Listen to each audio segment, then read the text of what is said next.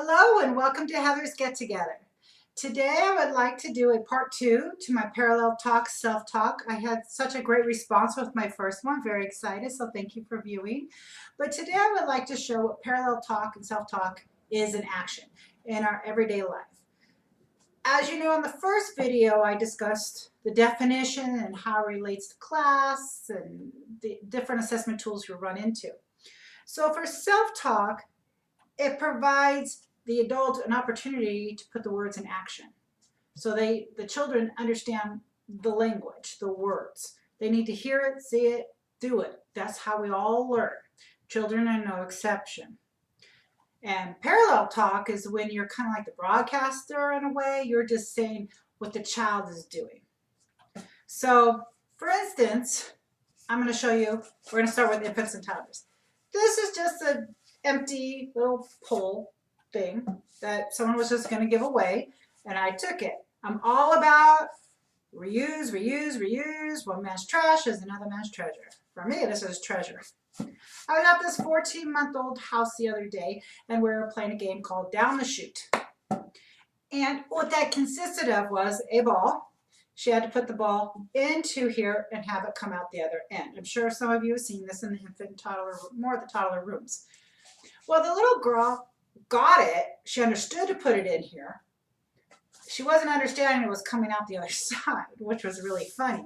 And this was evidenced by the fact that she picked this up, she looked inside, she tried to put her hand in, but I would ask her, you're putting the ball inside the pipe.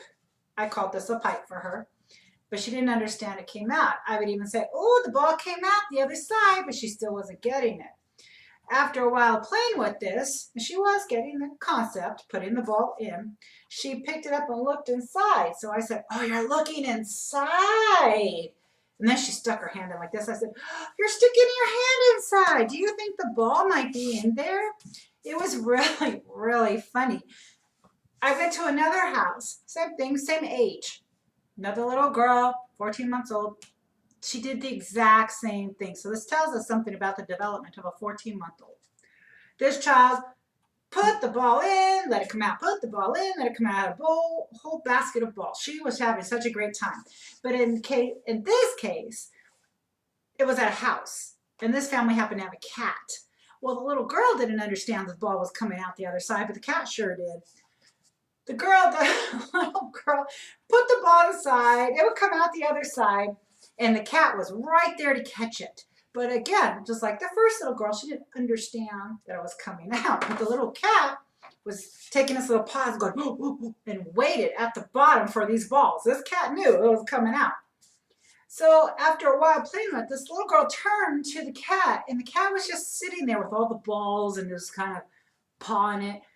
And the little girl pointed, like that, kind of made a little noise, but pointed. And so I said to her, oh, do you see the cat? Does the cat have all the balls? There. Self-talk, parallel talk in motion. I'm putting the ball in the chute. The ball's coming out the pipe. You saw the cat. You see the cat with all your balls. Simple. It doesn't have to be any harder than that.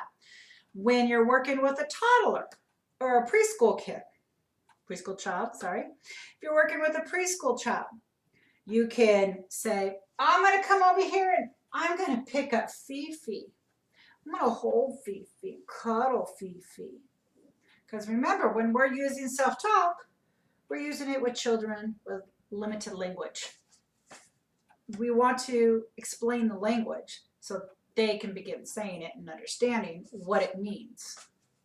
They need to know what a word means. They need to know this is a pillow, for example. They don't understand it's a pillow, so I'm picking up the pillow. I'm going to put my head on the pillow. I'm going to sleep now.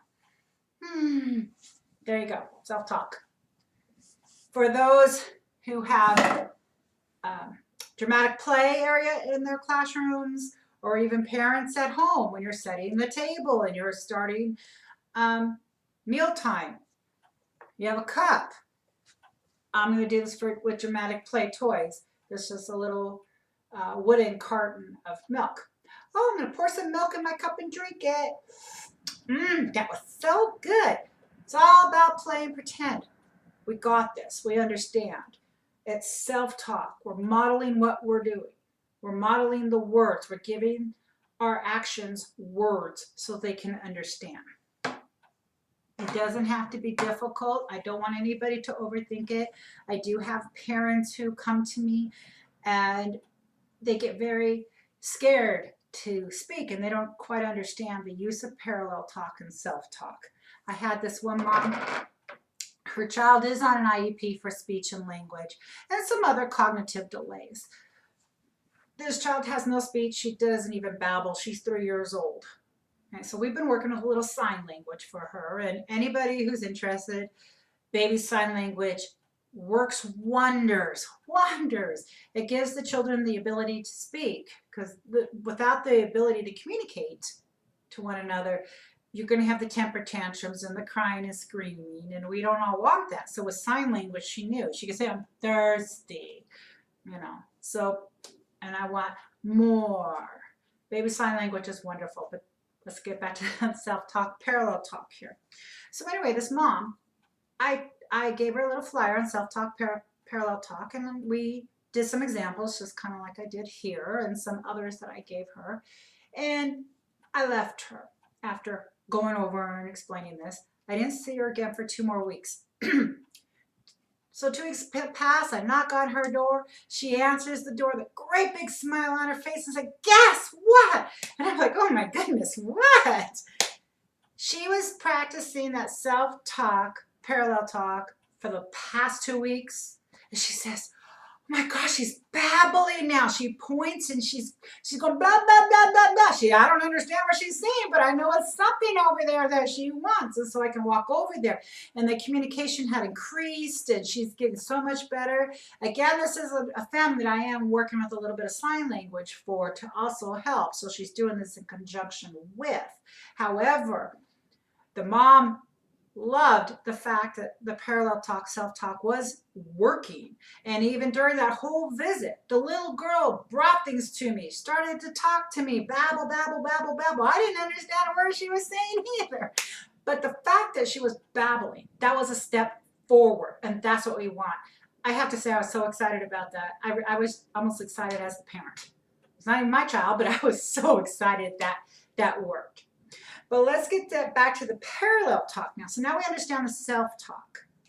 Self-talk, you're just discussing what you're doing. What are you doing? I'm going to pick up this red crayon and I'm going to color. I'm coloring on the paper. Oh, I'm going to pick up the green crayon and make a big tree. All you're doing is explaining what you're doing. You're putting words to the action. That's all it is. You're not asking the child any questions. You're not telling them asking them, what is this? What is that? What color am I picking up? You're not doing that. That's not what it's about. It's just speaking to them. That's all it is. When it comes to parallel talk, again, you're just the broadcaster in a sense. What are they doing? Okay, so a child is handing me this. This is a little wooden tomato. Again, it's just part of my little food for the dramatic play anywhere. Here we go. So he's handing me this tomato. He gave me a plate. He's handing me this tomato. Oh, you're handing me a tomato and putting it onto my plate. Oh, what am I supposed to do with this tomato? You can ask him. He's going to eat it, or you can just say, he's putting the tomato on the plate. What are you drawing? Oh my gosh, I see a flower, or I see you're stacking in the block area, let's just say. They're sitting in the block area and they're building blocks. You put a yellow block on top of all the red ones. It's just, what did they do? You just want to, what are they doing? That's what all parallel talk is. You want to build a language. You want to build the vocabulary. And that's all self-talk, parallel talk is to help those children with limited vocabularies. It's great for English language learners. It's great for children on IEPs for speech and language. And it's a time for you guys to enjoy each other and just get that attachment and play. So I just wanted to take this opportunity to show you self-talk, parallel talk in action. Real simple. I don't want everybody to overthink it. It's just play and talk. What are you doing? That's it. I hope you guys like this video as much as you like the other video. I had such a great response to it, so thank you so much for that. Again, just reach me at easypreschool.wordpress.com and watch some more videos. Thank you and have fun.